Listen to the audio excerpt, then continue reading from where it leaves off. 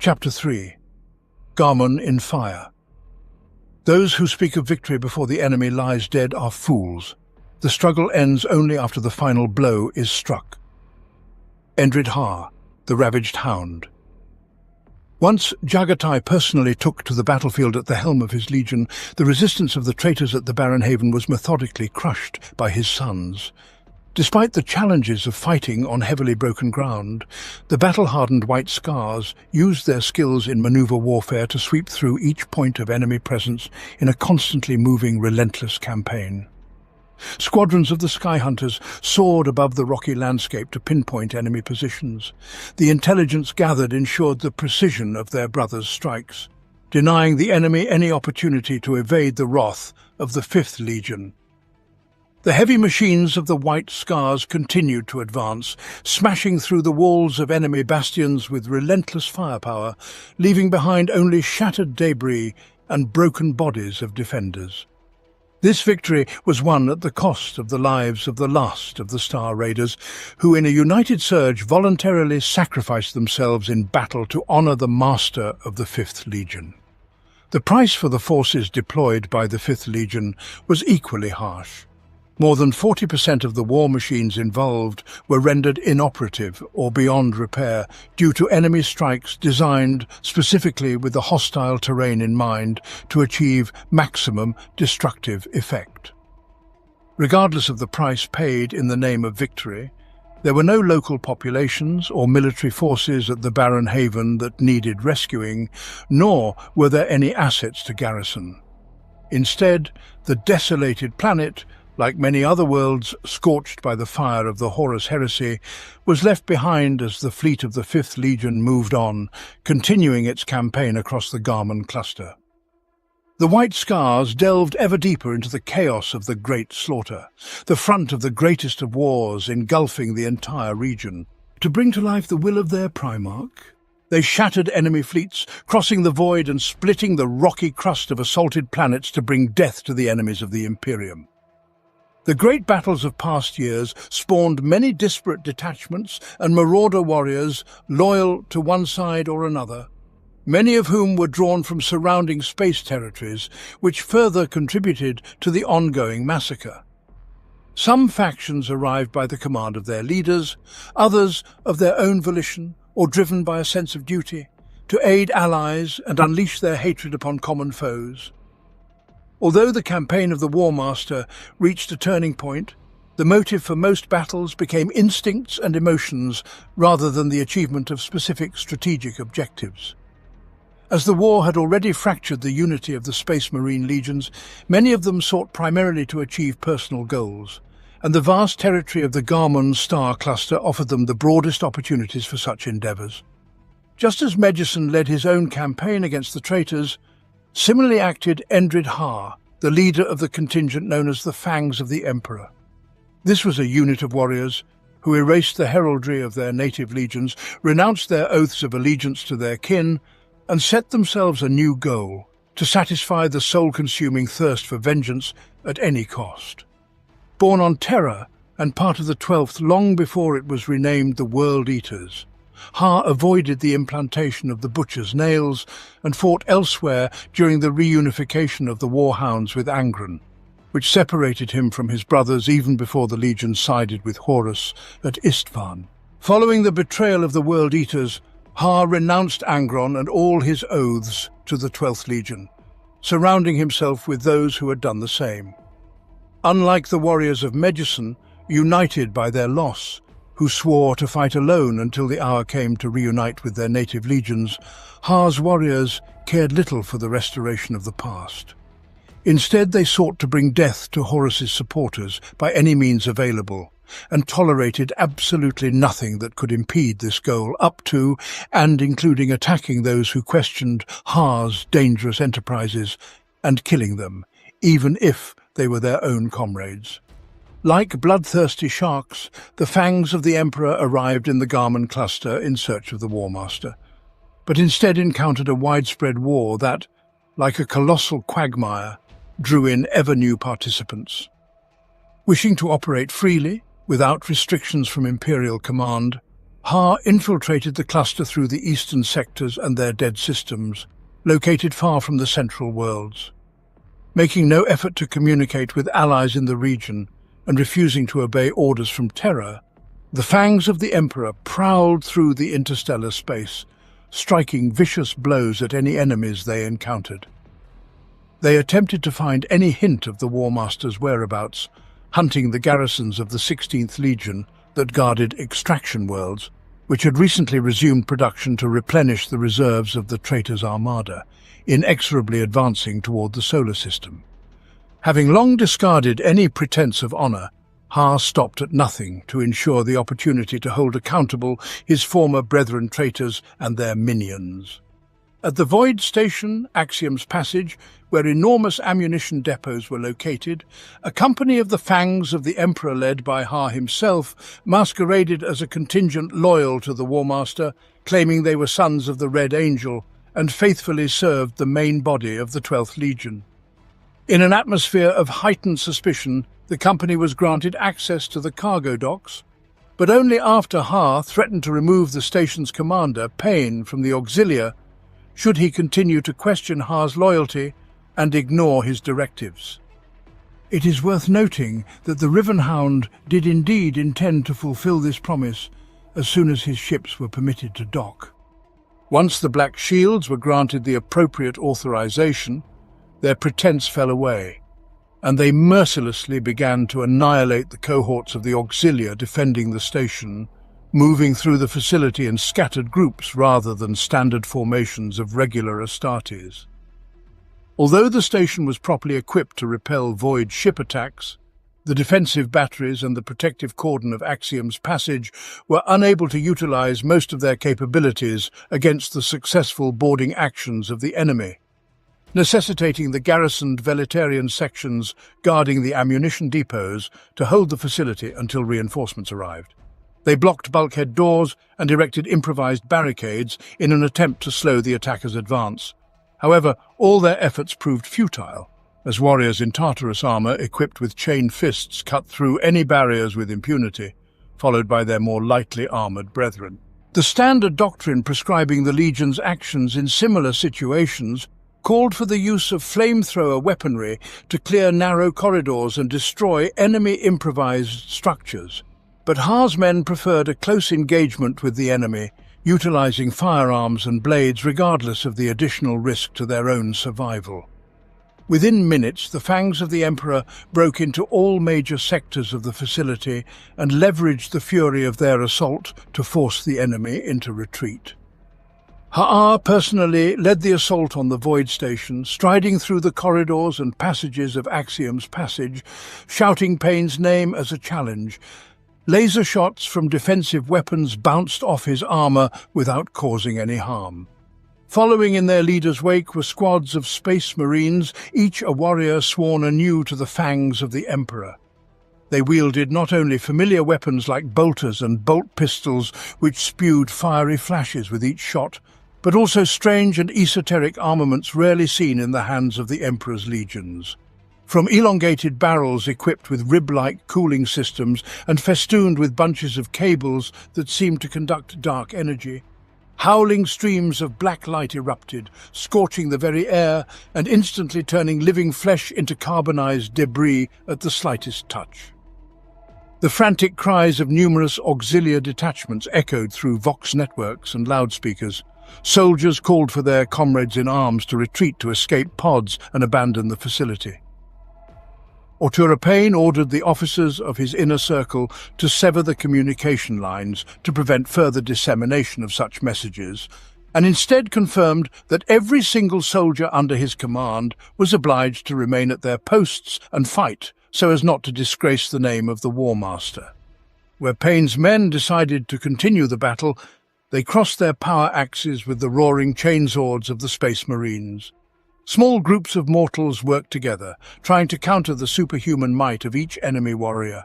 Through combined efforts, they delivered blows that left white-hot gashes in the ceramite plates of power armor, but the enraged Space Marines fell only after numerous individual strikes, each of which would have cost a normal mortal his life. When every sector of the Void Station had been overrun and the chaos of war raging across the star cluster had become a sort of cover, Payne ordered his companion bodyguards to retreat to the escape pods, sealing all hatches behind them. The commander declared that any panicking soldiers would be considered an acceptable loss, and their death would bring them honor by contributing to Payne's survival. The corridors of the Axiom's threshold void station were bathed in blood. The black shields from the fangs of the Emperor had taken over almost the entire facility, while Artura Payne himself fled, isolating himself and his closest guards in the safety of the escape ship complex. The vessel chosen by Payne, a basic and outdated model of a modified civilian transport shuttle, failed to launch. The auxiliary power systems began to fail when their functionality was disrupted. The hull rang with the peals of explosions. Payne cowered in the darkness behind the remnants of his elite guard, horrified as the massive hand of Endrid Har inexorably broke through the entry hatch, tearing the metal with jagged strips. With a final blow, the hatch was breached, and half a dozen fragmentation grenades with activated impact fuses were carelessly tossed into the jagged-edged hole. Payne's people scrambled for cover, but the combination of explosive force, slicing shrapnel, and excessive pressure caught those who were too slow to seek shelter. Ignoring the sporadic defensive fire of las rifles from the few survivors, Har stormed inside, casually exterminating the solitary auxiliary shooters with shots from his own pistol. Behind him followed two space marines who, with mechanical precision, examined the darkness for threats requiring neutralization. But Har raised his mighty power fist and clenched it in a wordless order to stop immediately. The interior of the rescue shuttle sank into silence, except for the last death throes of Payne's best men and the puppy-like whimpering of the station's commandant himself, who crawled, dragging behind him the bloody stumps of his lower limbs in a futile attempt to escape the enemy. Payne's whimpering turned into screams when Har's mighty armoured boot stepped on his mutilated stumps, but quickly ceased when the bloodied power fist of the Riven Hound rose above the commandant, and with a single blow turned his skull to mush. After the Axiom's passage had been purged of its treacherous presence, the fangs of the Emperor did not set about looting its vaults. Instead, their minds immediately turned to wrath rather than self-preservation. In several hangars, Har's warriors found caches of macro shells and gigantic missiles, undoubtedly intended to crush the defences of the Loyalists at the heart of the Garmon cluster. Although their effect would have been truly devastating if directed against the enemy, Har's fleet ignored the potential of their use and instead activated the delayed detonation of the weapons. The void station Axiom's passage was blown to pieces just moments after the fangs of the Emperor had left it. After destroying Axiom's passage, Har's warriors moved on, obliterating dozens of orbital stations and supply convoys along the way. They were unconcerned about the possibility of preserving these assets, which could have been turned against the War Master and his minions. Jagatai first saw the silhouettes of the fire-blackened hulls of the fangs of the Emperor fleet during the strike on the 248 minor Garmon planets, a subsystem behind Lupercal's advance line. There, auxiliary companies of the Sons of Horus were working to repair thousands of 16th Legion transport vehicles, an insignificant part of what had been sent to the Garmon fronts. These assets could have been an excellent source for replenishing the losses of the White Scars. Deimos battle tanks were lined up in many rows. A considerable percentage of this armoured equipment was destined for the planet known as Deetus. They were being repaired and re-equipped in anticipation of distribution among new crews, still undergoing implantation processes that would transform them into Space Marines. Nearby were Predators, the primary cells of their ammunition caches filled and fuel tanks topped with promethium. Fully loaded with fortress-crushing shells, Vindicators awaited loading into the rumbling transport ships, ready to deliver them to the heart of the battle. Scorpius self-propelled artillery remained in place, their targeting systems inactive, and inert rockets silently positioned on launch rails. Though at that moment all this equipment was painted in the colours of the traitor legions, such machines, naturally, bore no innate loyalty. As the wars of the Age of Darkness had vividly demonstrated, they could be turned against those clad in identical hues just as easily as any other weapon. The Primarch ordered his communication officers to open Vox channels with the warriors of Har as soon as the fangs of the Emperor launched their attack. The Primarch wished to greet them and instruct to safeguard the military resources present on the surface from collateral damage, yet all his messages went unanswered. Disregarding the preservation of potentially useful military assets and unaware of their value in the grander scope of the war, the vanguard forces of the Fangs of the Emperor subjected the surface hangars to a relentless barrage. Explosions thundered among the machines, scattering them in all directions. Squadrons of fire raptors roared above the heads of the defenders, launching storm missiles at them. In response to the lightning-fast assault, the warriors of the Sons of Horus rushed to occupy defensive positions with anti-aircraft guns. Despite the retaliatory fire against the advancing loyalists, the traitors were almost immediately assailed by Har's men, who broke through the aerodromes in a bid to crush the defenders before they could organize a worthy resistance. Such attacks were valued by some of the legions who carried them out with meticulous organization and skillful planning, but the legionaries under Har's command were driven only by a furious rage, leaving behind the cratered fields strewn with the mangled and burning hulls of enemy machines at colossal speed. The destruction inflicted upon the repair yards of 248 Beta-Garmon was truly enormous, and after the battle, none of the equipment was salvaged. From Endrid Har's perspective, it was a tremendous success, but in Jagatai Khan's opinion, a thoughtless and senseless waste of vital resources. Infuriated by the impulsive and reckless actions of the Fangs of the Emperor, the Khan did not summon Har to him as he would any subordinate. Instead, he demanded that he himself be brought to Har. Jagatai's Stormbird descended on roaring braking engines amidst the burning wreckage of hundreds of Astartes battle tanks on the surface of 248 Beta-Garmon. As the Khan disembarked the landing ramp, Har was striding among the debris of the battle, his inner circle of chosen warriors trailing behind in a disorderly group. Their dull armor, crusted with grime after the battle, had become slick with the blood of the slain enemies. They walked, laughing carelessly. Some were shooting wounded Sons of Horus scattered among the wreckage, others desecrating the bodies of those already dead. Khan saw before him not the noble warriors of the Emperor, but savages, who had long since forgotten any vestige of honor or respect they once possessed. Jagatai roared Har's name as a challenge, even though he was but a short distance from the leader of the Fangs of the Emperor. The Primarch's voice rolled across the surroundings like thunder. In response, Har looked up, tearing himself away from his amusements over the dead and dying. And then, before he had the chance to greet the Primarch of the 5th Legion, the gloved back of Khan's right hand collided with the head of the Riven Hound in a sweeping blow, knocking the legionary off his feet and sending him flying several meters. Whereupon the leader of the Black Shields landed awkwardly amidst the ruins scattered across the battlefield. Har's men gazed in horror at the spectacle. Their feet were quite literally anchored to the ground, as if by gravitational clamps. Despite all their valor and martial prowess, they dared not attack Jagatai Khan in return, for none of them could move swiftly enough to take even a step before the Khan would strike them down with lethal force. They watched silently as their leader spat out congealed clots of his own blood. The great Khan's slap had injured his face and jaw, a blow powerful enough to kill a mortal warrior.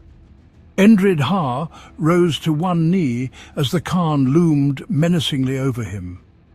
When the Riven Hound was similarly rebuked by warriors of a lower rank than the Khan, like those so-called commanders of Har from the 12th, he would respond with an uppercut delivered with the strength of both arms and legs, or a feint to buy time and discharge his pistol at close range.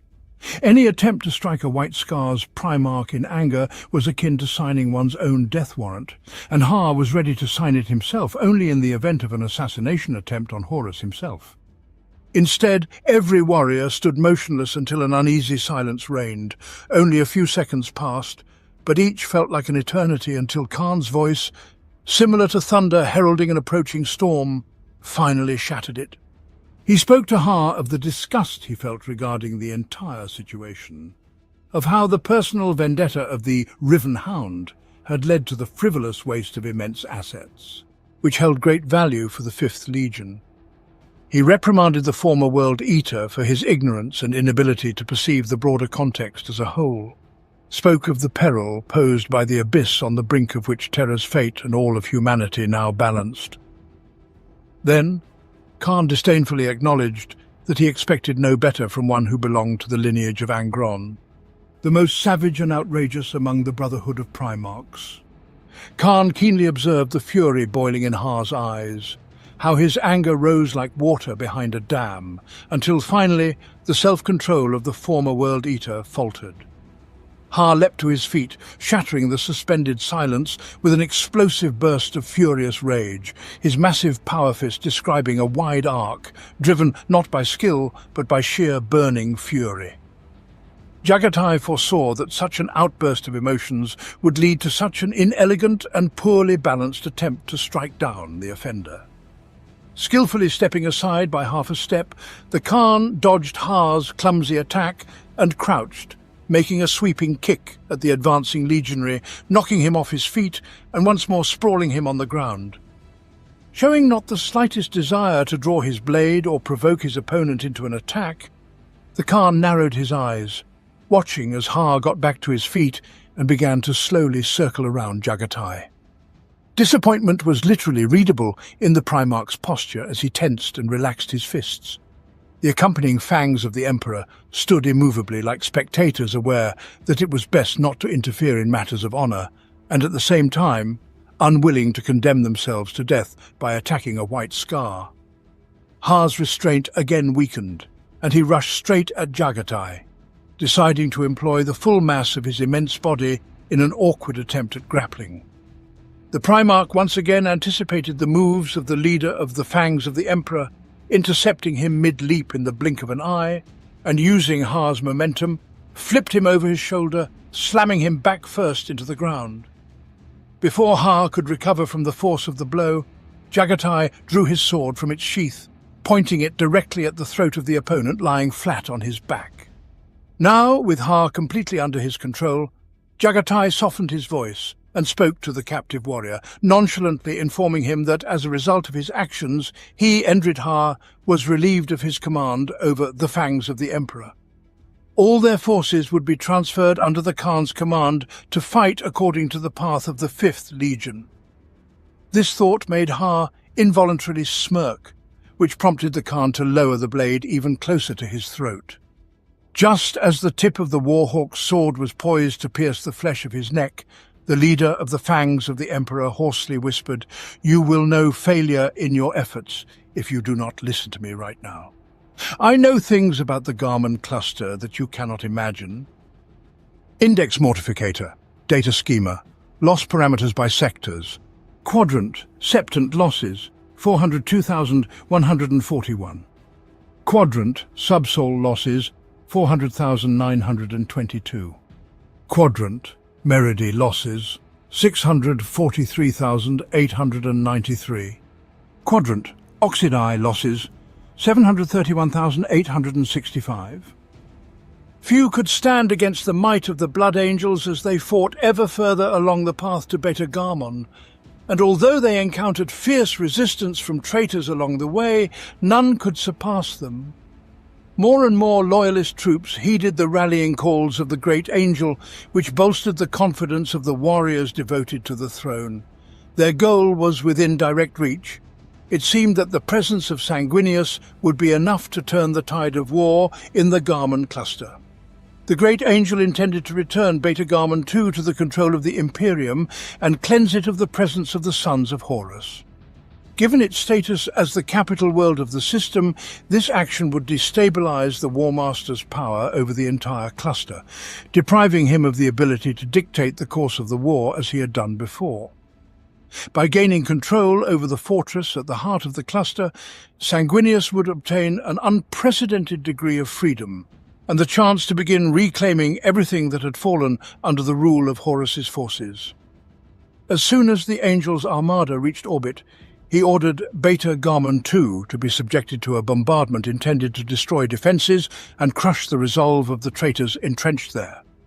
Millions of tons of ordnance were dropped onto the planet's surface, its crust trembling with the power of explosions capable of splitting mountains.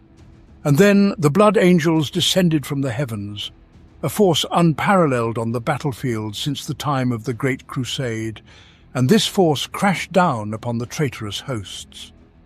Tens of thousands of legionaries were sent to several fronts across the planet, and entire companies of warriors, columns of hundreds of armoured vehicles, and artillery advanced toward the traitors' positions in unified formations with the thunderous strides of the Legio Titans.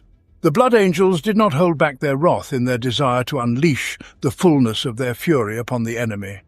On the orbit of Beta-Garmon II, they assaulted the great star fort known as the Anvil.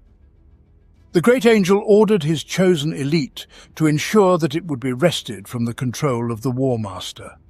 Swarms of boarding torpedoes pierced the void of space to deliver the warriors of the 9th Legion into the very heart of the enemy's positions. Fearless in the face of any foe that stood in his way, Sanguinius joined the battle personally to lead his warriors forward, inspiring each and every one who fought under his command to achieve even greater deeds. On the surface of Beta-Garmon II, he destroyed even the greatest of the traitors' war machines, demonstrating his unmatched power. The Axis Mundi, an Emperor-class Titan, fell before the wrath of Sanguinius and his allies of the Sanguinary Guard. No armour could withstand their blades. No shields could protect the crew from their fury. The Great Angel was ready to reclaim control over one of the most crucial places in the Garmon cluster, thus halting Horus's advance toward Terra. The traitors would march no more unpunished, and the Imperium would once more establish control over the cornerstone of the entire cluster. Chapter 4. The Assault on Daetus. The throne of every king rests upon the bones of those who ruled before him. Excerpt from the writings of Maron II, the last ruler of Aphameria. The hull of the Sword Storm blazed with heat as it entered the atmosphere of Daetus. Closely following the flagship in tight formation were the ships of the 5th Legion's Retribution Fleet, releasing drop pods and assault transports as part of a massive planetary assault. There were no other harbingers of the arrival of Jagatai Khan, no single chance offered for surrender, and no attempt at negotiation, only the might of the White Scars, unleashed at the command of their Primarch. As soon as the first of the 5th Legion's assault ships broke through the low cloud cover of the sombre sky, the traitorous garrison of Daetus responded immediately. They reacted using the same method as the attackers, an unrelenting barrage of artillery fire directed towards the invaders. Macro cannons and laser batteries positioned in ground fortifications turned skyward, tracking the trajectories of the loyalist ships and illuminating the surroundings with a red-orange glow. The Sons of Horus launched squadrons of Xiphon interceptors skyward, ascending almost vertically. As they accelerated, their thrusters left fiery trails behind the winged machines. They rushed to meet the larger, yet less maneuverable Loyalist landing craft. Similar to packs of hungry wolves, snapping at the ankles of herd animals with their fangs, they harried their chosen prey with gunfire, damaging the engines and wings of enemy craft, sending them into uncontrolled descent through a web of contrails veiling the skies. Thousands of Loyalists perished as their transports crashed, or were destroyed by direct hits from the traitors' formidable defensive guns, but for each lost unit, another passed through the flames to successfully reach the surface. Despite Daetus's distance from the bustling roots of the Garmon cluster, the garrison forces of the Sons of Horus under the command of Varen Ashurhaddon maintained constant vigilance and were ready to engage at any moment. However, no amount of preparation could withstand the onslaught of the White Scars, whose assault and landing ships filled the skies of the long-forgotten world, turning daylight into darkness as the 5th Legion deployed in their full might. The first waves of Loyalist attackers paid a heavy price for such a daring and straightforward assault on the traitors' positions, as they landed practically on the enemy's guns. But this was the way of war Jagatai decreed for his sons, choosing to use the shock and awe of a swift strike instead of prolonged preparatory bombardment and escalation of forces. The massive offensive plunged the entire planet into war, the conflict engulfing every ancient city on every uninhabited continent, without the commanders of either army exchanging a single word. The equatorial wastes became arenas of extensive battles, where the treads of thousands of tanks crushed the remnants of ancient civilizations' legacies, raising clouds of dust and ash high into the atmosphere.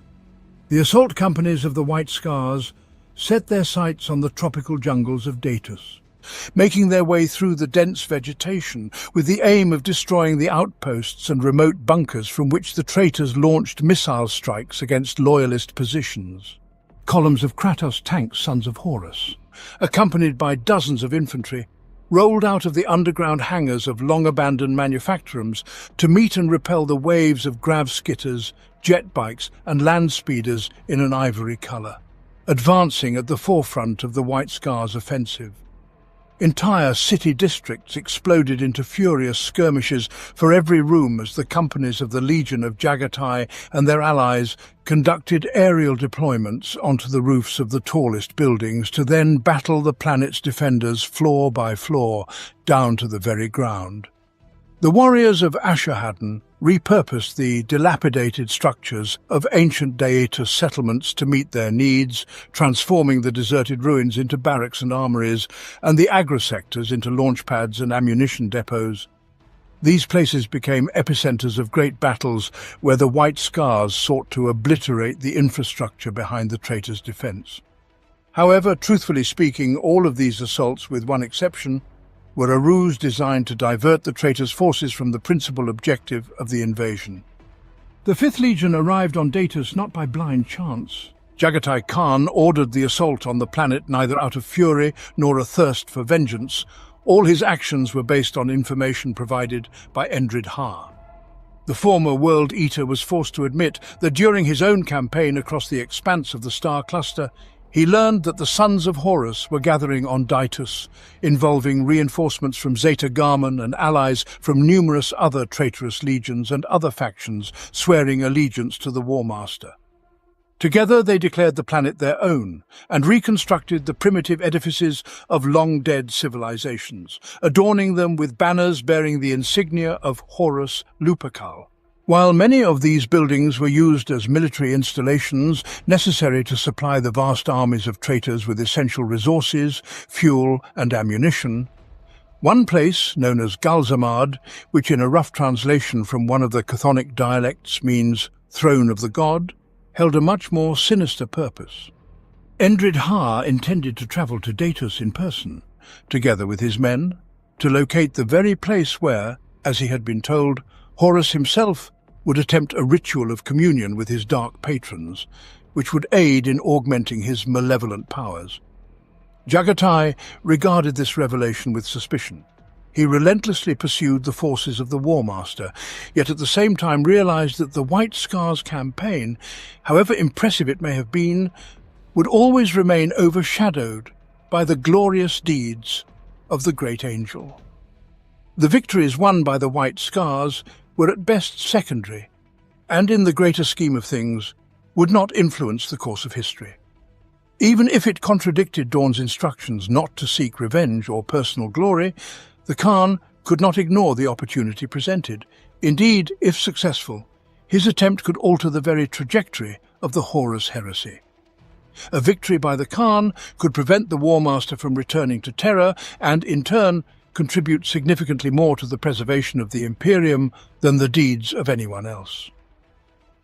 As a caution against the reckless campaign of wanton destruction, the Warhawk ordered Endrid Ha to lead the Fangs of the Emperor to the Beta-Garmon system, leaving the prize of the opportunity to hunt the War Master himself to Khan and the 5th Legion.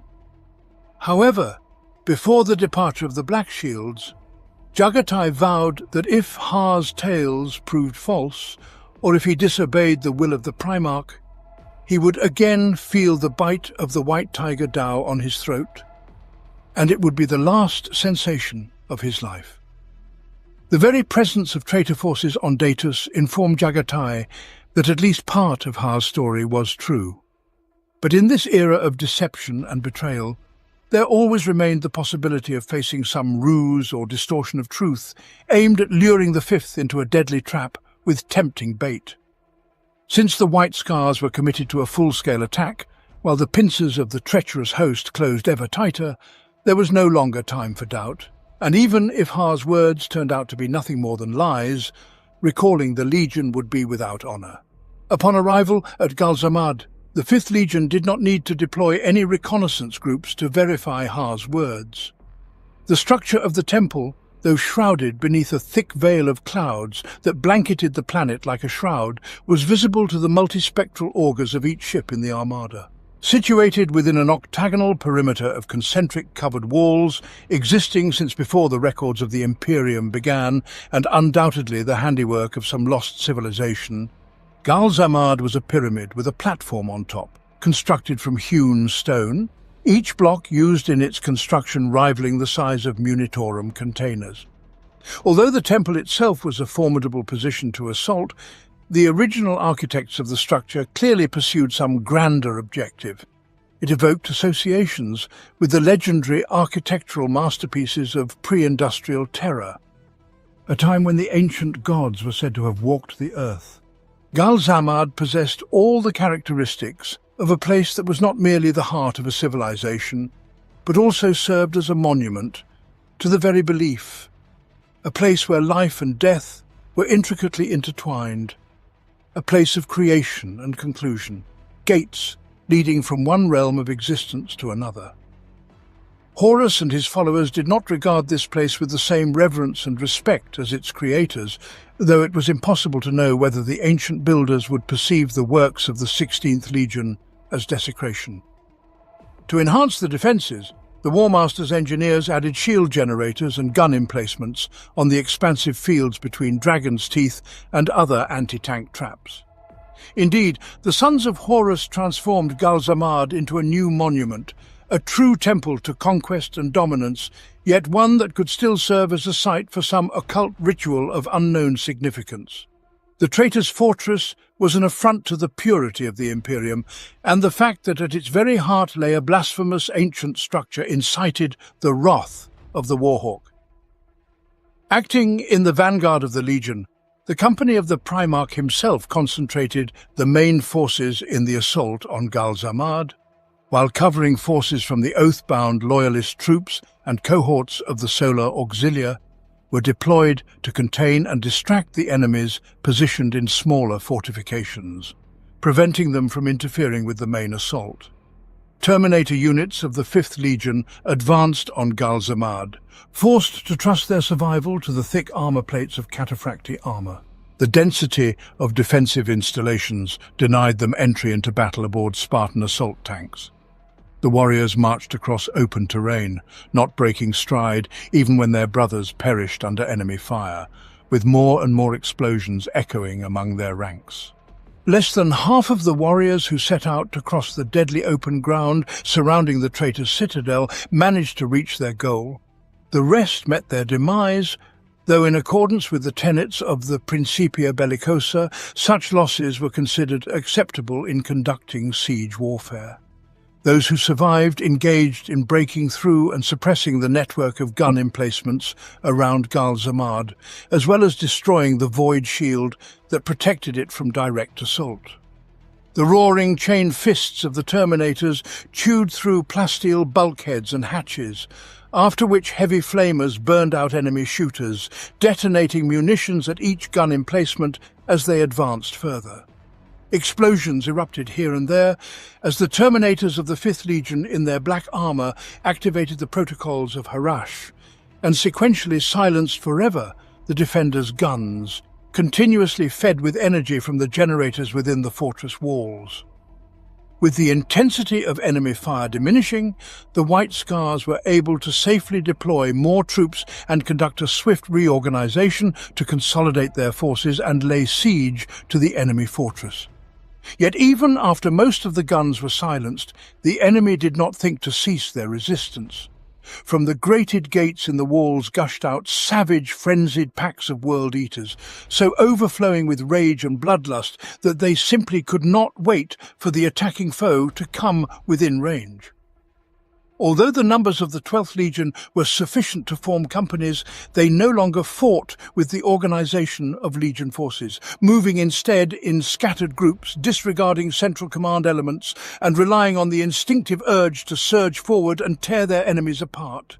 They leaped from their machines and rushed forward on foot, forcing the drivers of armoured vehicles to slow down to manoeuvre between the angular ferroconcrete defensive structures and avoid collisions. However, the World Eaters were not the only warriors eager to close the distance with their foe as swiftly as possible. The Astartes of the 5th Legion descended from the heavy clouds hanging over Galzamad. They left their ships high in the heavens to support the Terminator squads, methodically neutralizing the defenses. Leading the charge was the great Khan himself, whose battle cries could be heard even over the roaring engines of his Void motorcycle, the Sojutsu model, as he sped towards the ranks of the traitors. In the case of other warriors, the mere sight of such a Primarch as Jagatai would have made them retreat or perhaps even flee. But on the 12th Legion, it had the exact opposite effect. Their champions revved the chain blades of their weapons and shouted to their troops that the time had come to challenge the Lord of the 5th and prove their worth in personal combat, as is the custom among their kind.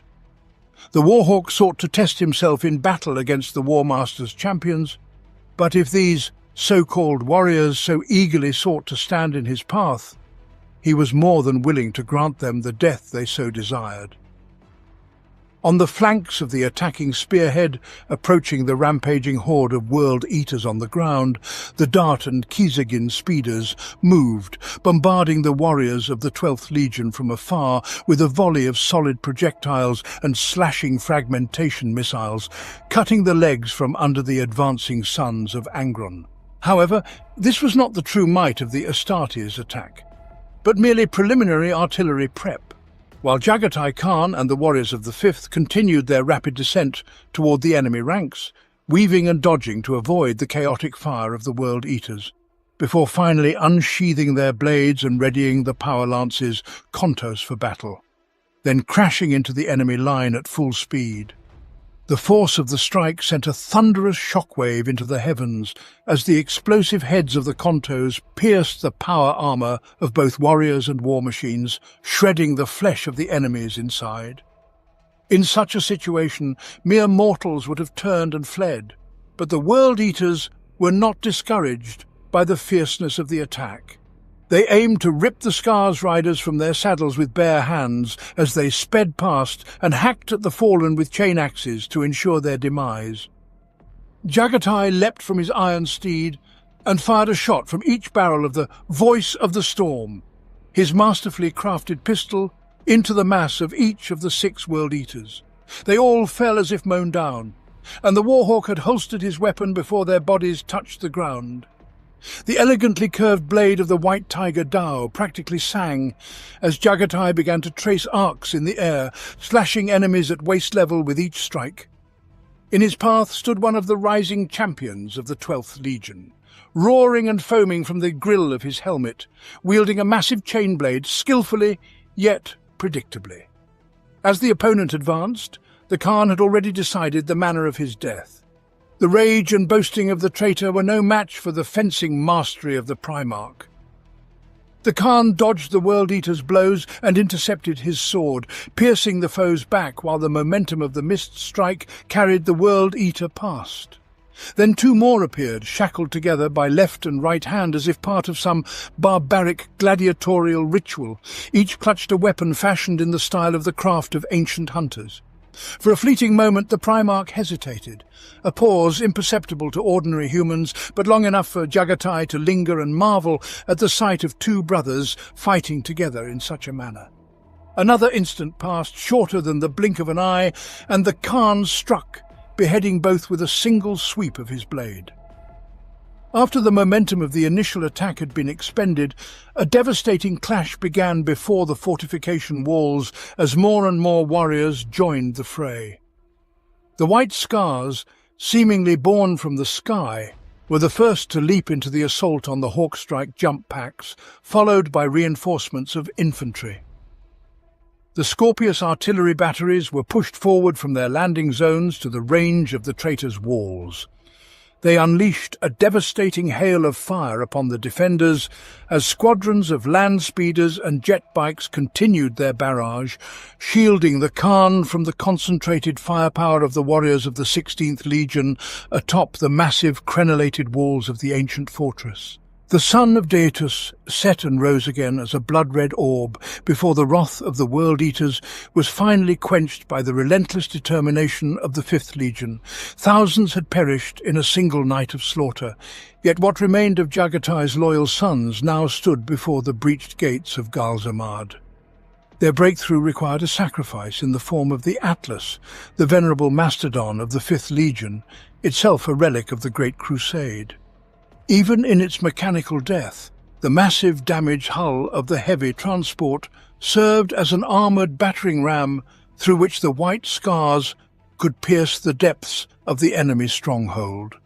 The crew of the Atlas harnessed the dying throes of its reactor to power the energy of the siege melter arrays, which burned a path through the throng of Horus's sons defending the breach, turning their armour and flesh to ash.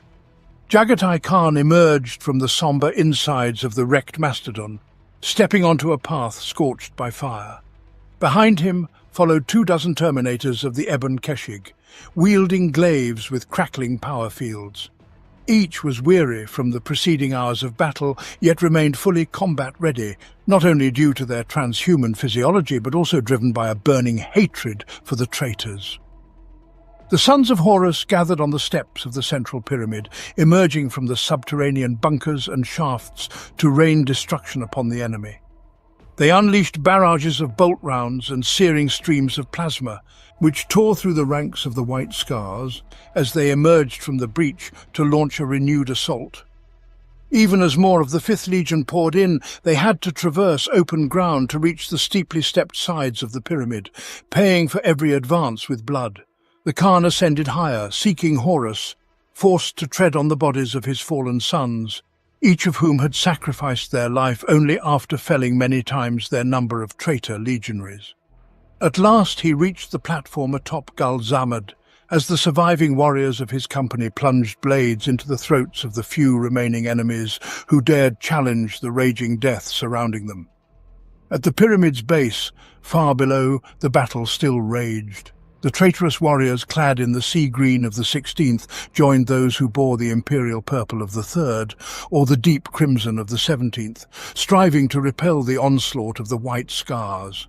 A fog, dense as oily smoke, began to gather and enshroud the platform in its shroud, hindering the Khan's view as he attempted to glance back. Deprived of the opportunity to witness the battle at the foot of the pyramid, Jagatai turned his attention to a certain indistinct figure moving in the haze ahead. At first it was a vague, distant silhouette, but as the figure approached, its features became increasingly clear. Finally, standing before him was none other than Horus Lupercal himself. The War Master appeared at the summit of the temple, not alone. He was accompanied by dozens of elite warriors of the 16th Legion, with the gold-covered skulls of their former foes hanging from chains over their spiked armor, and the eye lenses of their fire-blackened helmets glowed like smouldering coals in the darkness. Behind them, a hunched figure with all the trappings of a space marine leaned on a staff crowned with a bronze depiction of the Eye of Horus. The Khan glanced around. His companions instinctively raised their power glaives and formed a protective circle around their lord, but he had no intention of defending. Instead, he immediately launched himself directly at Horus. Jagatai hurled himself at Horus with the force of a hurricane, like a storm of fury and thirst for vengeance, crashing upon the traitorous brother. The loyal warriors of the Ebon Keshig fought beside him, each a paragon of discipline and skill, opposing the brute strength and resilience of the elite soldiers accompanying the War Master. The blade mastery and fervour of the White Scars would have been enough to surpass almost any other adversary, but in Horus and his servants they met their equals. Where his fighters battled like slavering monsters delighting in the slaughter, Horus himself fought dispassionately. His gaze remained fixed upon some point beyond Jagatai. He moved in such a manner as to intuitively deflect each of the Khan's strikes, maintaining an impervious defence against the lethal blows of his sword. The blade of the white tiger Dao rebounded from the haft of the Worldbreaker, casting out showers of white-hot sparks with every strike. Even with all the supernatural endurance of a Primarch, Jagatai began to tire. But the War Master's strength remained unwavering. Like a granite mountain, he remained unmoved under the barrage of strikes that the Khan rained upon him. It was evident that the ritual Horus intended to perform on Daetus had already concluded, and his physical form was already endowed with the octadic blessings of his dark patrons. Lupercal's capacities had become something far greater than what he was created with. He had acquired enhancements, essentially ascending. With a contemptuous straight blow to the chest, the War Master cast the Warhawk backward, where he landed amidst a heap of his own sons, all of them dead, their armour torn asunder by blades and claws, their bodies reduced to mangled, crushed wreckage. The sons of Horus hurled guttural Chthonian insults prowling around the Khan, but Horus restrained them with a casual wave of his hand, looming over the face down and heavily breathing sibling after the intense battle. Jagatai awaited the fatal blow as the War Master raised his titanic spiked mace, but before it was delivered, Horus hesitated, as if reminded of some higher purpose of a possibility yet to come. The Warhawk gazed intently into his brother's face and looked deep into his eyes, now black and bottomless pits. In this physical body there was no longer the one he had known before. Now it was possessed by something full of hatred and malice.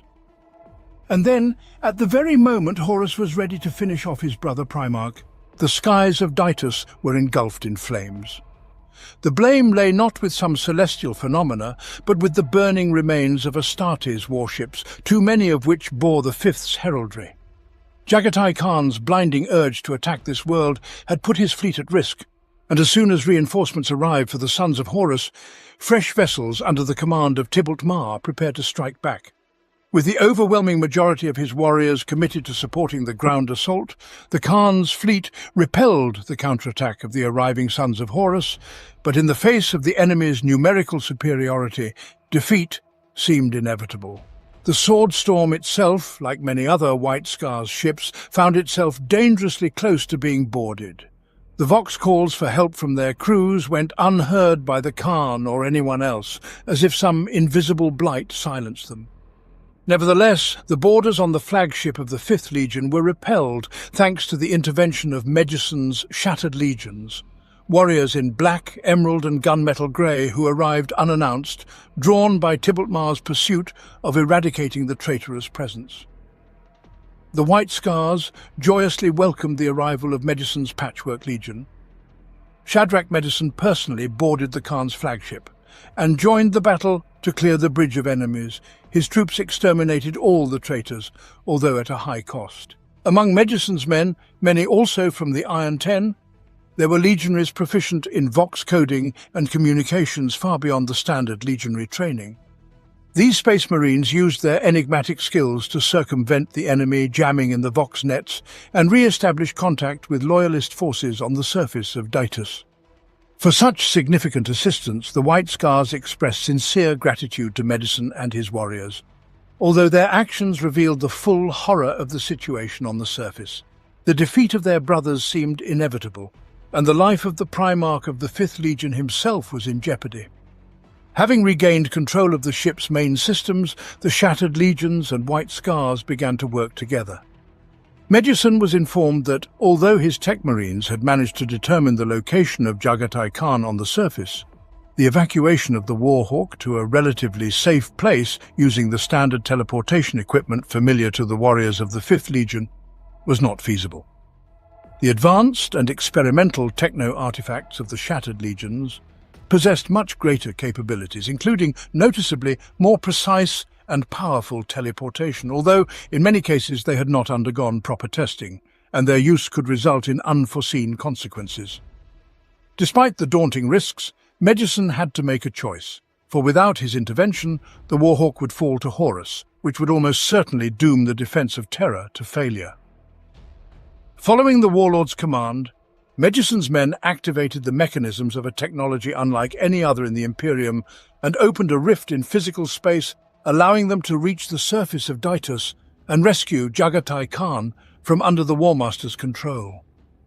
Horus loomed over the fallen, yet still struggling to rise Jagatai. The limbs of the Warhawk buckled under his own weight, as if an enervating aura emanated from Lupercal. But exactly at the moment when the Khan finally resigned himself to the inevitability of his fate, a blinding flash of pure white light, a miniature supernova of successful teleportation, burst around him. As soon as the white mist dissipated, Jagatai vanished, leaving Horus on the platform amidst the consequences of the slaughter wrought by him and his warriors. Yet no cries of rage followed for the theft of his triumph over the Khan. Instead, Horus was enveloped in an aura of cold detachment. Index Mortifica loss factor schema by sector.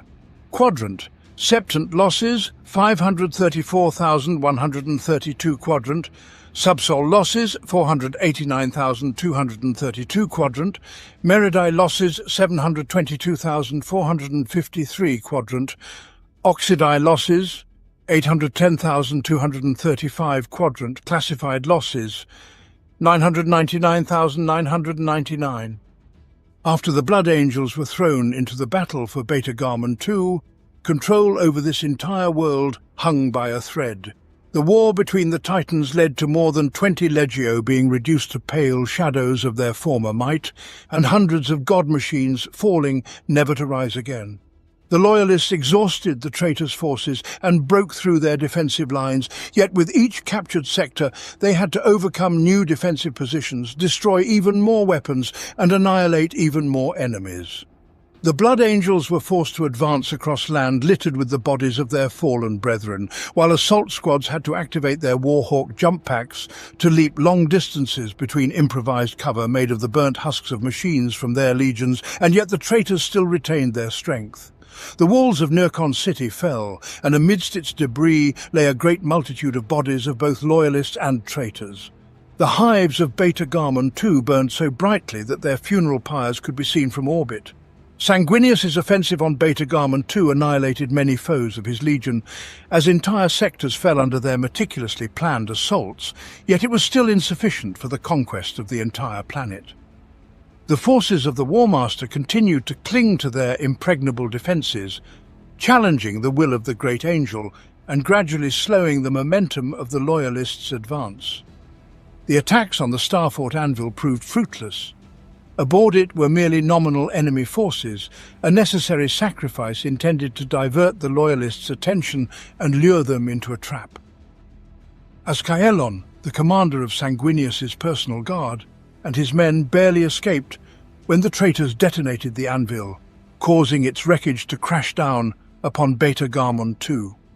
Then, after news of the Khan's defeat on Dytus, Sanguinius learned of Horus's arrival in the Beta-Garmon system. However, he ignored Beta-Garmon II, unwilling to contribute his own to the endless cycle of slaughter ongoing there, and instead landed on Beta-Garmon III, beginning to take control of this world. The Warmaster's move was meant to demonstrate the futility of the campaign on the neighbouring world by sharply contrasting the nature of the wars on these two planets. Had Sanguinius at this very moment fled the world on which he battled and attempted an assassination on the life of Horus Lupercal, it would surely have devalued the sacrifices of all who had fallen on Beta-Garmon II, and the Great Angel simply could not endure such an outcome. Moreover, such an act would directly challenge the commands of the Praetorian. Chapter 5. War in the Shadows. Hell is full, and now the damned walk among us. Ancient Terran proverb. Jagatai Khan quickly recovered from the effects of the sudden teleportation. His enhanced mental and physical resilience protected the Primarch from the traumatic impact of this process far more effectively than any of the Space Marines. However, he was still unconscious for a short period, a side effect of the mysterious technology employed to once more transport him to the bridge of the Swordstorm. During his recovery, most of the surviving Loyalist fleet forces had departed from the vicinity of Dytus and taken to the near space in a hasty and disorderly retreat. Once the Primarch regained consciousness, he waved off the attention of the Legion's serfs, who insistently demanded to treat his wounds and patch the breaches in his armour. The barrage of incoming Vox transmissions adding further cacophony to their voices.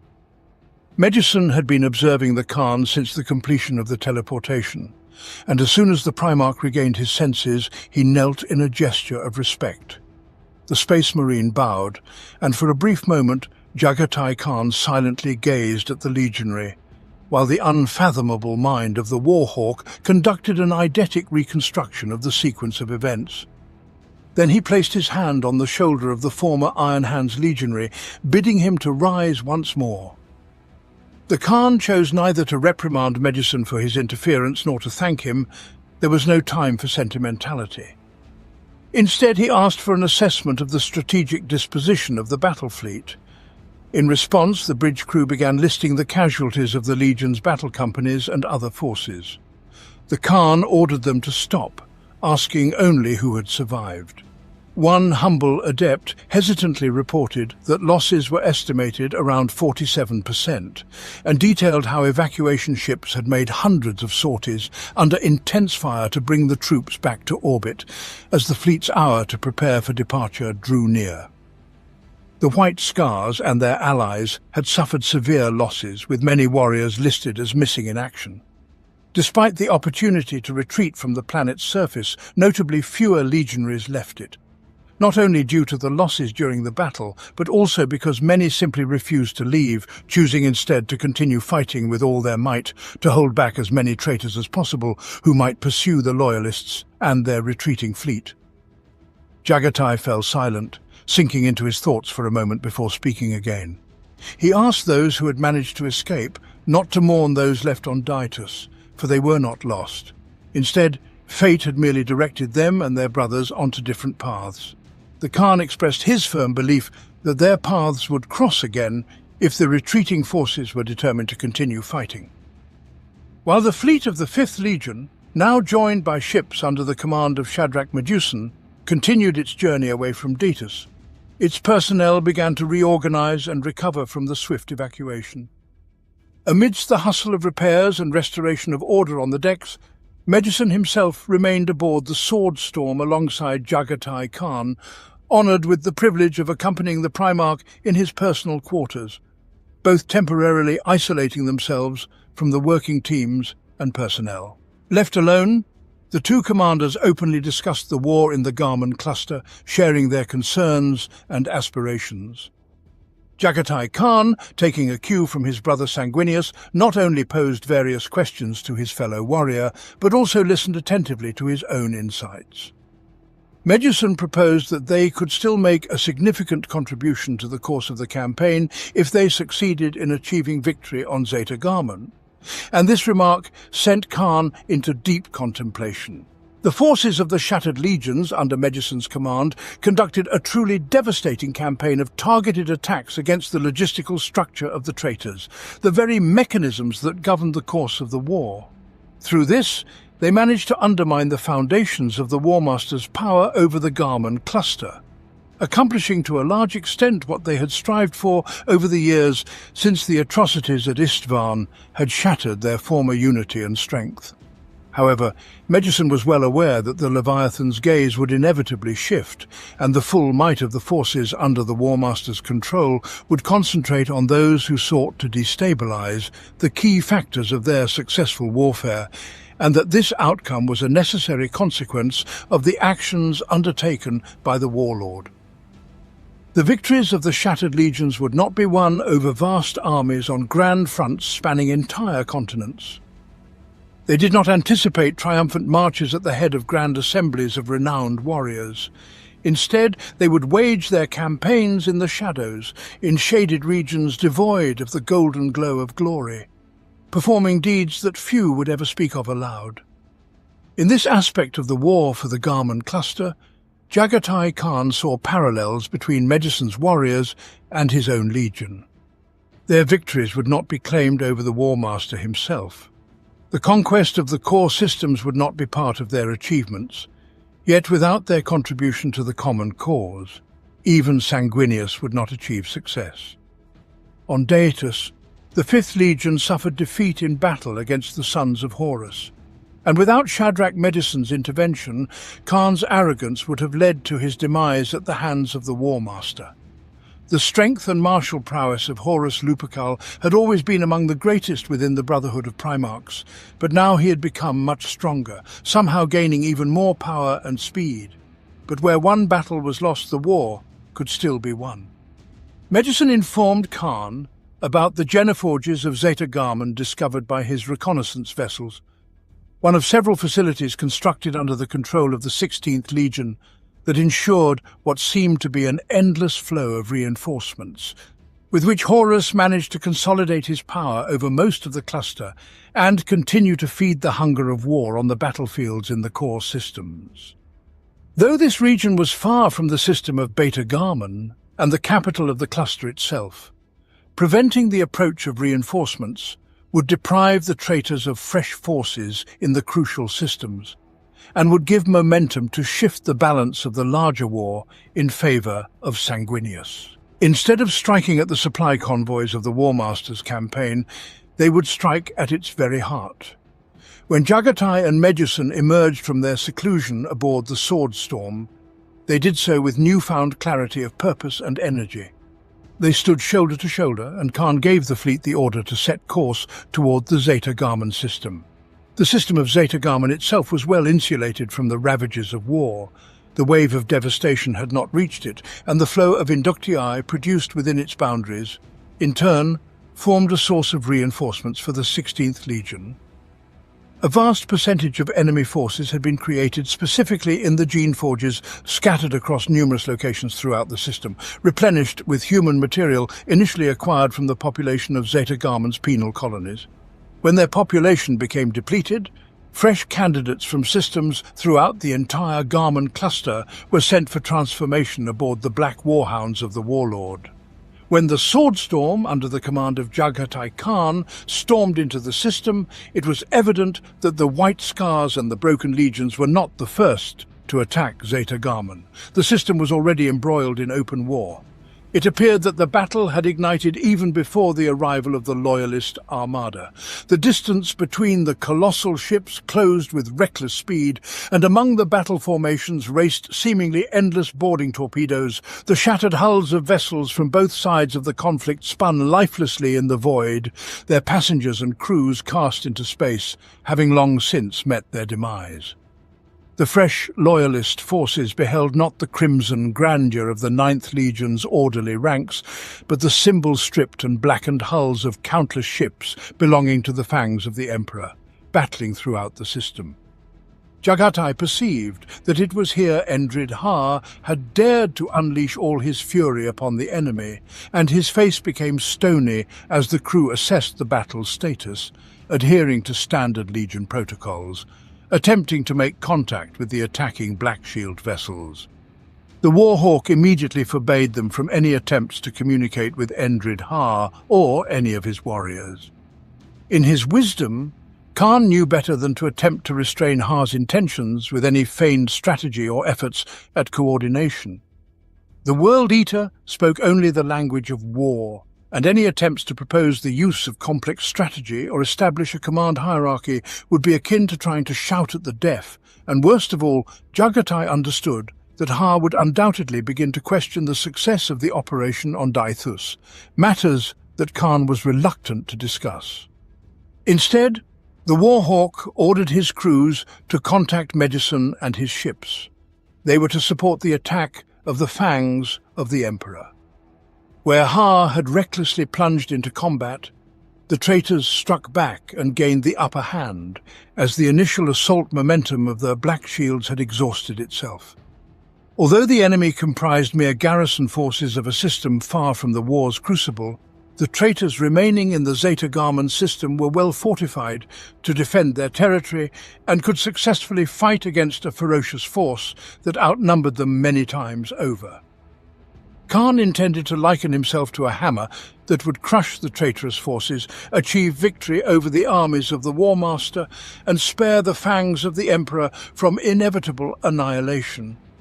The situation in which Ha's forces found themselves was of their own making, a consequence of a one-dimensional assault that Jagatai Khan deemed ill-conceived and doomed to fail, yet characteristic of these outcasts.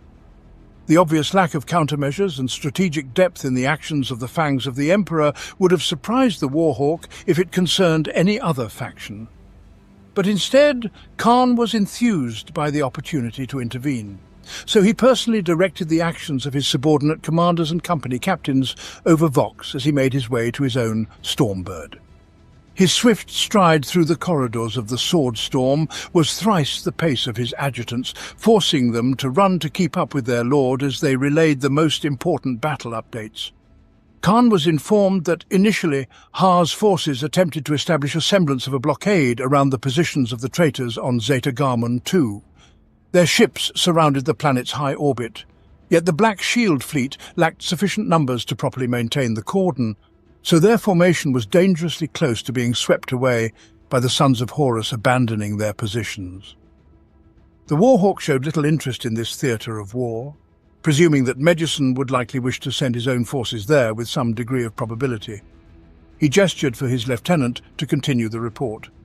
In the crystal asteroid belts between Beta-Garmon 5 and 6, the traitors held their territory with an iron grip, fiercely resisting and repelling any attempts by the fangs of the Emperor to gain a foothold, leaving the shattered hulls of defeated ships to drift lifelessly among the barren rocks. A bloody war of attrition had begun, which would not end until the control over the surrounding territories was contested.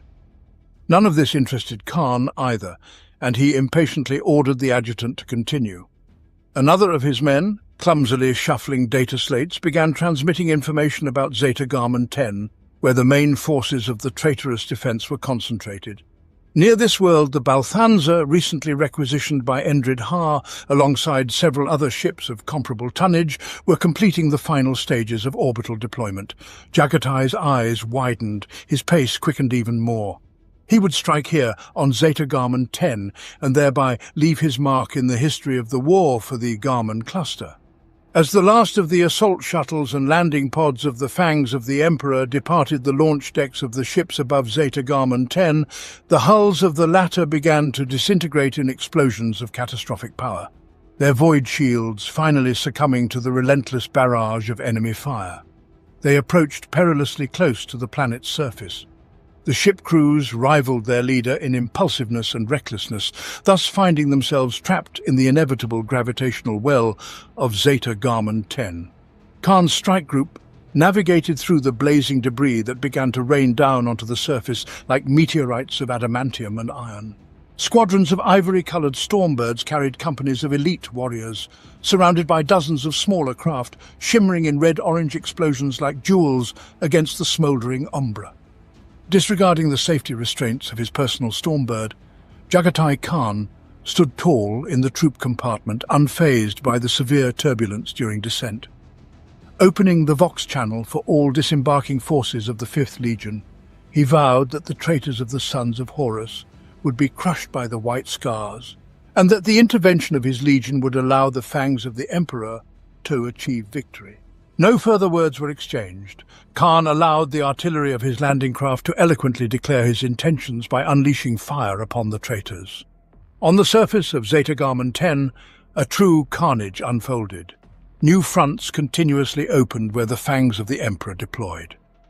Before the planet's occupation by traitors, it housed corrective colonies for billions, comprising colossal prison blocks constructed from prefabricated ferro-concrete modules added as needed. The surrounding vast wastelands, entirely devoid of vegetation, were utilized to rigorously train the soldiers of the Imperial Army under conditions simulating battles across the galaxy. Potential escapees from the Beta-Garmon 10 prisons would need to cross an active range dotted with mines, unexploded ordnance, and settings akin to a lethally hazardous battlefield. Most of the prison facilities found new purpose under the War Master's army's control. Many evolved into gene forges filled with rows of amniotic tanks and surgical tables stretching as far as the eye could see. The inmate blocks themselves became citadels, reinforced with fortified bunkers clad in reinforced concrete, bristling with automated weapons, vigilantly guarding the transport routes constructed to deliver cargo to landing zones amidst the faceless plains and back. With little regard for neutralizing enemy orbital weapons or establishing points of concentration and supply, Ha's forces attacked indiscriminately, striking only where the presence of resisting enemy legionaries could be assured. The 5th Legion's forces were dispersed across these combat zones to bolster the Loyalist presence where Ha's assault faltered. The forward units of land raiders conducted assaults against stationary positions where the fangs of the Emperor were pinned down by enemy fire. Their armoured hides were able to withstand the torrent of fire and the shrapnel that flew in all directions, literally mowing down the ranks of the Hara infantry. As soon as the distance closed, the assault ramps opened like the jaws of howling beasts to disgorge the close combat-equipped warriors of the 5th Legion. Bolter guns roared with the fury of Chogoris, silencing the long-range weapons of the Sons of Horus that had earlier halted the advance of Hara's attacking forces. Despite the well-fortified positions established by the Sons of Horus for the planet's defense, the suddenness of the White Scar's onslaught and the ferocity of their attack proved quite sufficient to break the defence of the 16th and allow the Loyalists to gain a foothold. The traitors were forced to retreat, though they compelled the Loyalists to charge forward across unfortified yet pre-sighted death fields by fire support divisions with autocannons and lascannons. The fearless White Scars resumed their assault to renew close-quarter combat, regardless of the blood price that had to be paid.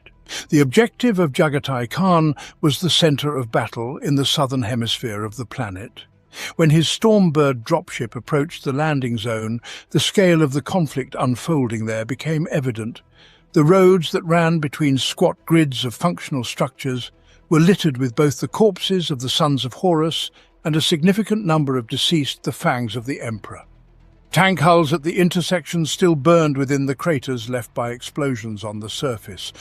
The rear of one striking blade was smouldering, the front turned into a molten pool of white-hot slag under the strike of a Leviathan dreadnought's cyclonic melter spear, which lay motionless only a few steps away from its victim with its ceramite hide studded with melted shards.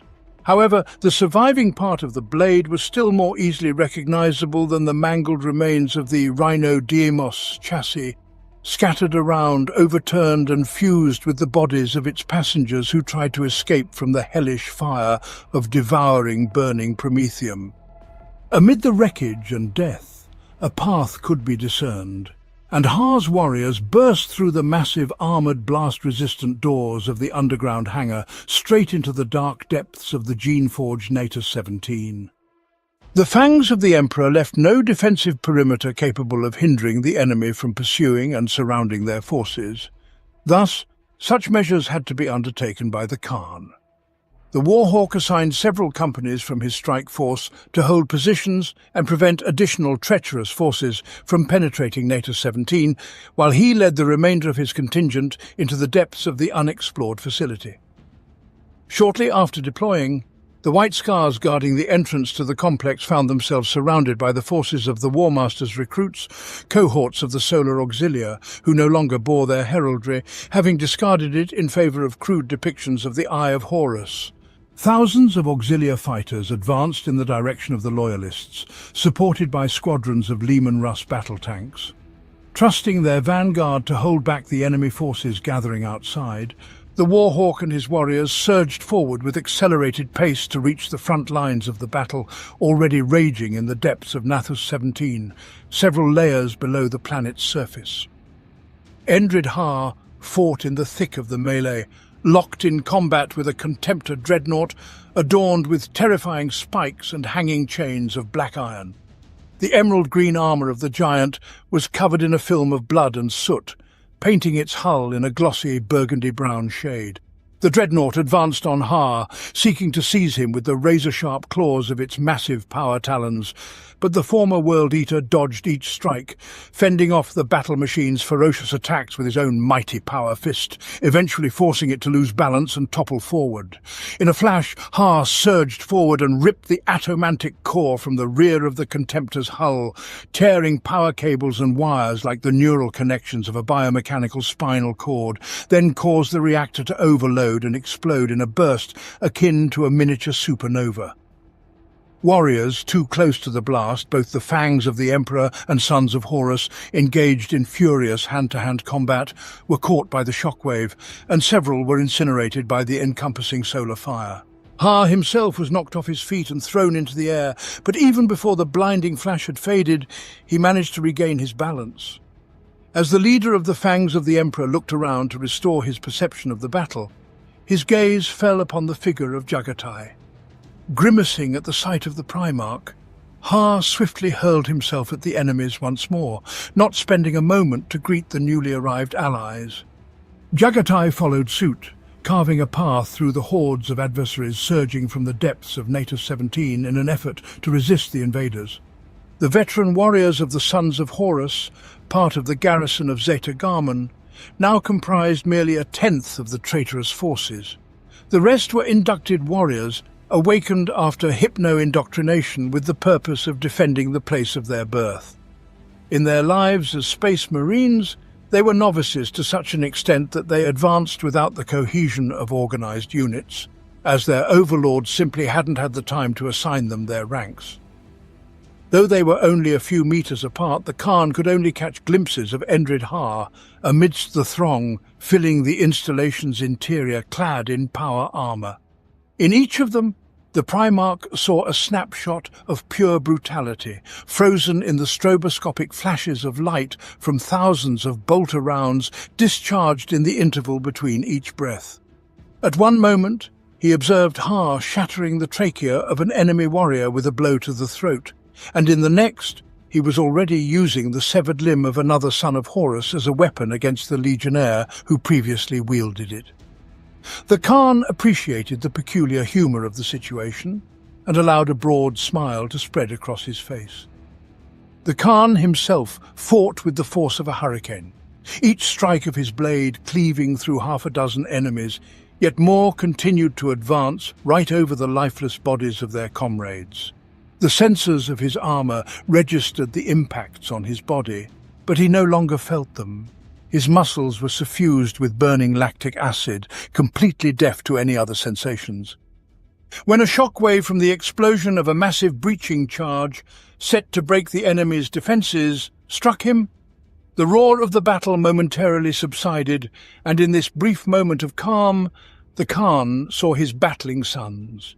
Even alongside the warriors of the Fangs of the Emperor, they were outnumbered. For each loyalist still on their feet, there were 5 or more Sons of Horus. Where others might have faltered in the face of such a trial, the souls of the White Scars sang in unison, spurring each of them to feats beyond even their superhuman physiology. Reveling in the destruction wrought, Khan and Ha fought shoulder to shoulder at the forefront of the Genoforge assault. Though they did not speak to each other, on the battlefield they found the unity of warriors.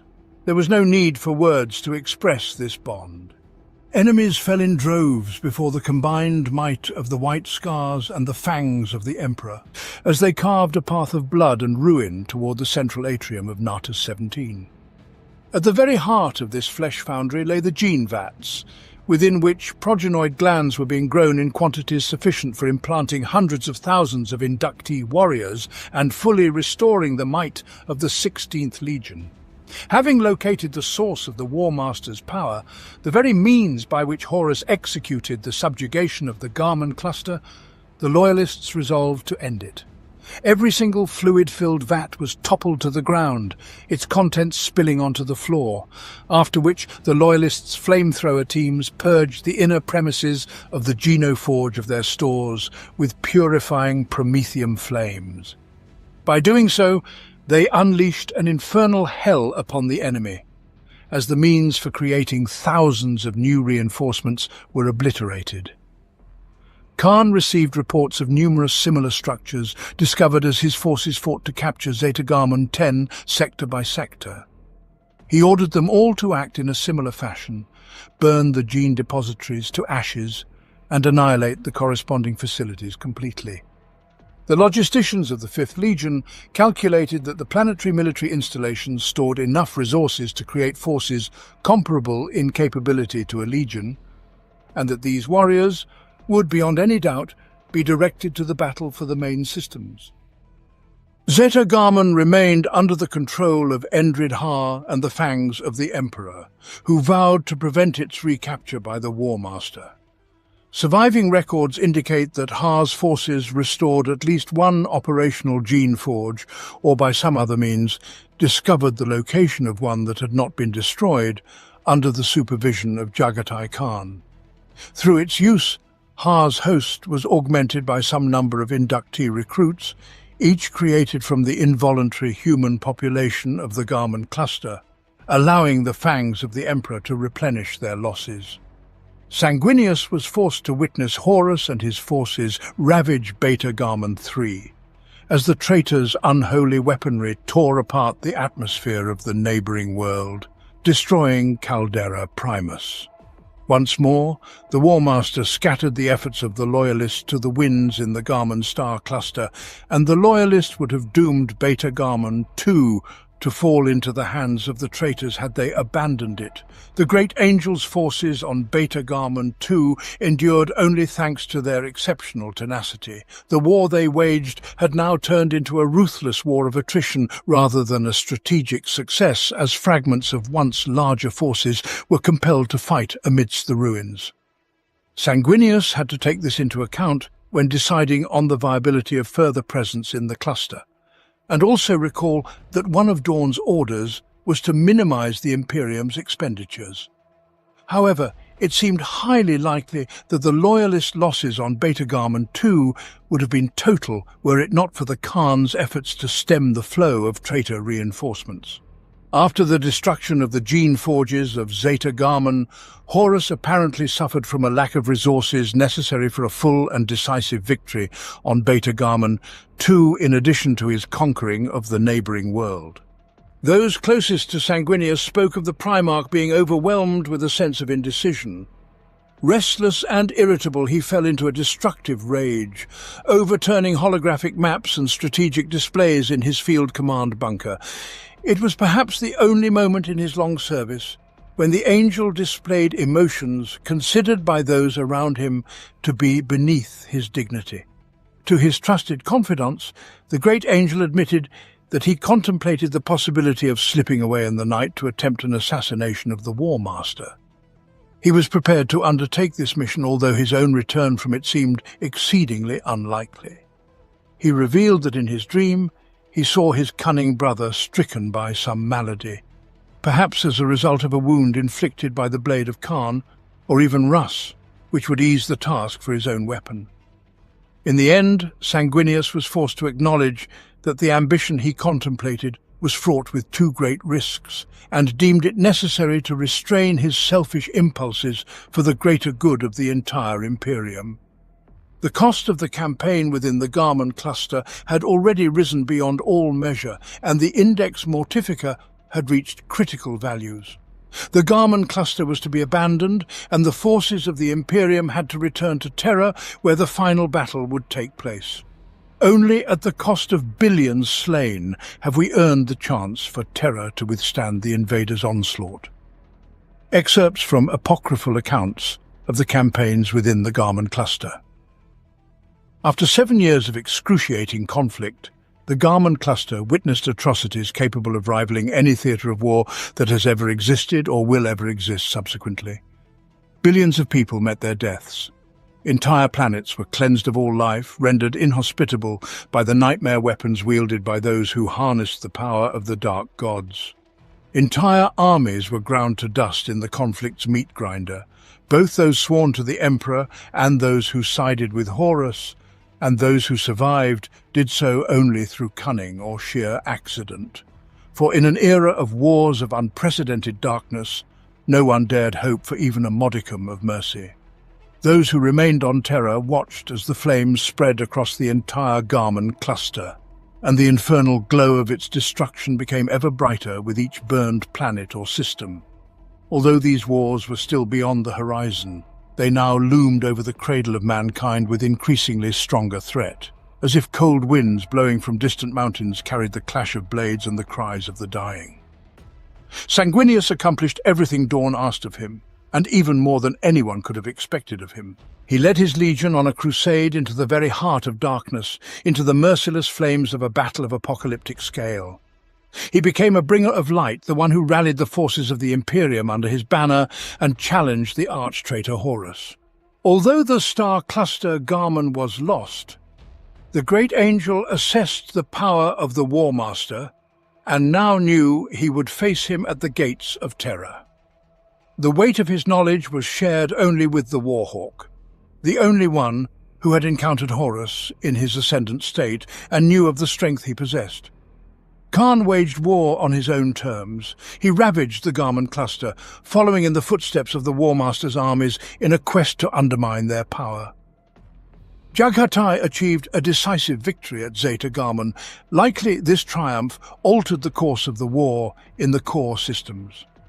Though in his ambition to prove his own worth compared to Sanguinius, the Warhawk suffered for his convictions and arrogance. At the same time, he witnessed the power that Horus now commanded, and knew as well the challenges that still awaited the Imperium. Both Primarchs found allies within the Garmon cluster, those they aided or those who fought alongside them to thwart the traitorous forces. Shadrach Medusson played his part in the Khan's crusade. It could be said that it was to him the Warhawk owed his life. But now their paths had diverged. Medusson would continue to fight separately, both within the Garmon cluster and beyond, and the fierce rivalry between the Warlord and Tybalt Mar would end only with the death of one of them. Endred Har would also remain in the sector, rebuilding and reforging the might of the fangs of the Emperor. Still filled with the hatred only those who have tasted the bitterness of betrayal can know. None of them would return to Terra yet, for their time had not come. News reached the Imperial Palace and rumours spread across Terra. Dawn's chosen champions, Sanguinius and Jaghatai, were still alive and making their way to the solar system. The people of Terra celebrated this message in itself, rejoicing that the defenders of humanity were returning to once again take their place upon the walls. Alas, the people did not yet know of the vastness of horrors that would soon befall them, for an army born of darkness itself and thirsting for the blood of the Imperium continued to gather. Horus's followers amassed, like water behind a dam, and the hour was short before this all-devouring might would burst through the barrier. Soon the deluge would engulf Terra, and its force would be capable of sweeping away all that had been built in the name of humanity. Horus returns to Terra.